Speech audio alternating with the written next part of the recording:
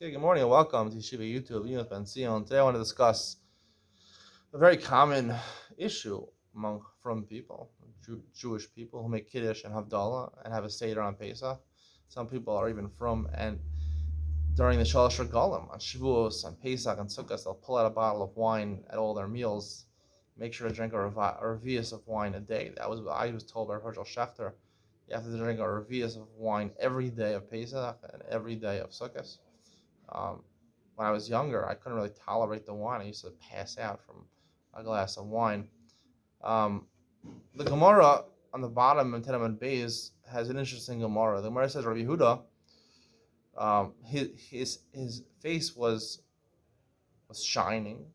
There was something, and a woman saw this, a non-Jewish woman saw this, and she said, "How could you?" She knew about halacha. How could you give psak halacha if you're drunk, you're intoxicated? His face was glowing. It was shining. It looks like he was drunk.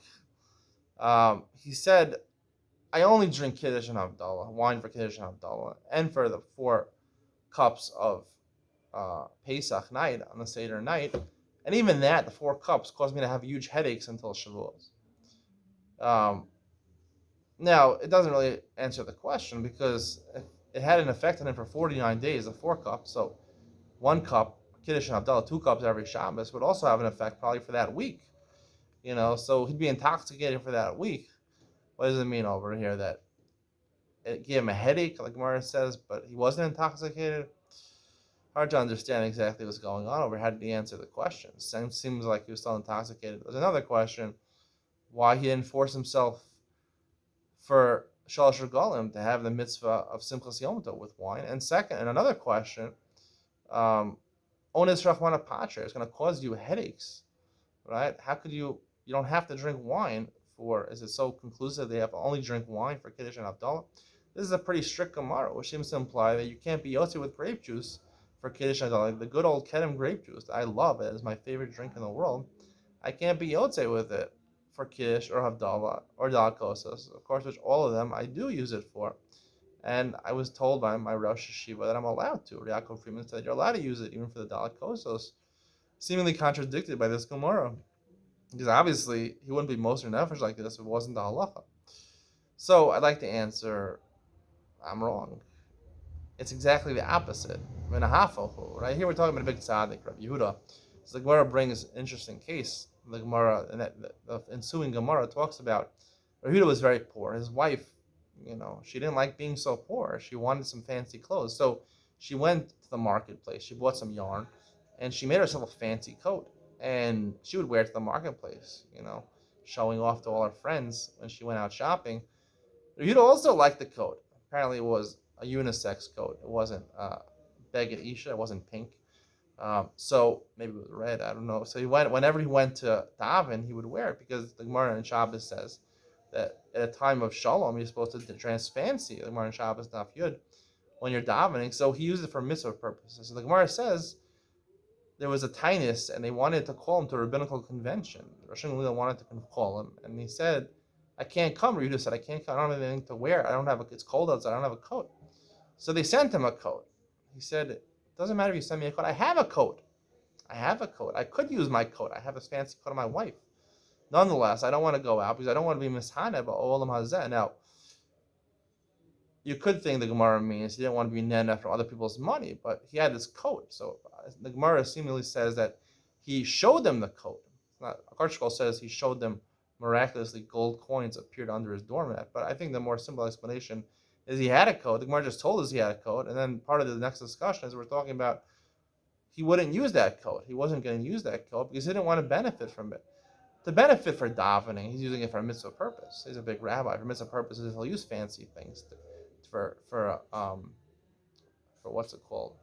For Hiddur Mitzvah. However, when it comes to just showing off in public, going to a rabbinical convention, dressing fancy, to benefit in this world, to get physical enough from clothes, from fashion, is abhorrent to a lot of Rabbanim, and abhorrent to Rabbi Yehuda.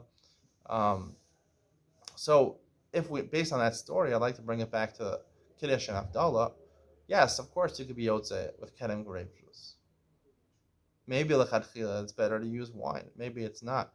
But the mitzvah of Kiddush and Havdalah and Dalat Kos is the reason um, what you're doing over there is giving chashivas, you're giving importance to Shabbos, Zachor, Yom HaShabbos, Zachreyu, B'yayin, B'chnisaso, B'tziyaso. Havdalah is Doraisa, according to the Rambam. It's the Rabban, according to other opinions. But Kiddush on Friday night is Doraisa. It's a mitzvah of chashivas, of honoring Shabbos. So, or maybe of celebration. I heard from Yehuda Kellemer, the late rabbi of West Hempstead. He said it's a celebration. Either way, it's better to do it with wine, right? Wine is intoxicating, it's more celebratory, it's more important. Wine costs a lot more than Ken grape juice. Even though Ken grape juice is pretty expensive for a 2 liter bottle, it's like 30 shekel here, which I guess is about $7-8.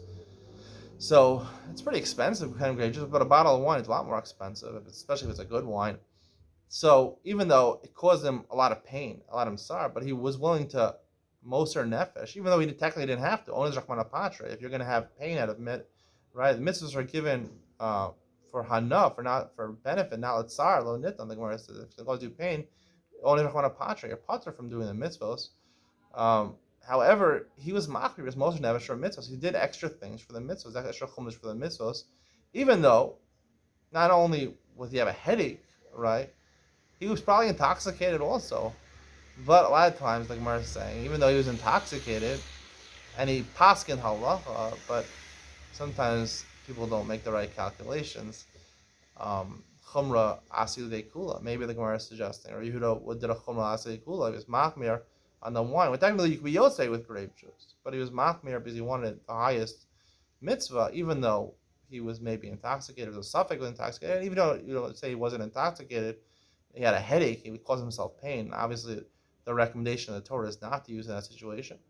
And therefore, the Gemara doesn't mention by Simchas Yom Tov, because there, Simcha, the reason Yehuda wasn't machmir on wine there, because it's not about celebration over there, it's not about importance over there. The reason you drink wine on Yom Tov is to enjoy it, to be sameach. Simcha is to enjoy it, to enjoy your drink over there. So, what's the most enjoyable? The most chashuv drink, costs the most celebratory drink, is wine or champagne. However, when it comes to enjoying it, there's nothing more enjoyable than Ken grape juice. No wine will compare to Ken grape juice. That's why he drank grape juice on Shalosh Regalim. That's a simple explanation. That's mitzvah min hamufchar on Shalosh Regalim to drink grape juice, which makes you happy, as opposed to wine, which makes you intoxicated and probably doesn't taste too good, especially if you drink those dry wines. I hope you enjoyed today's share. See you in the next one.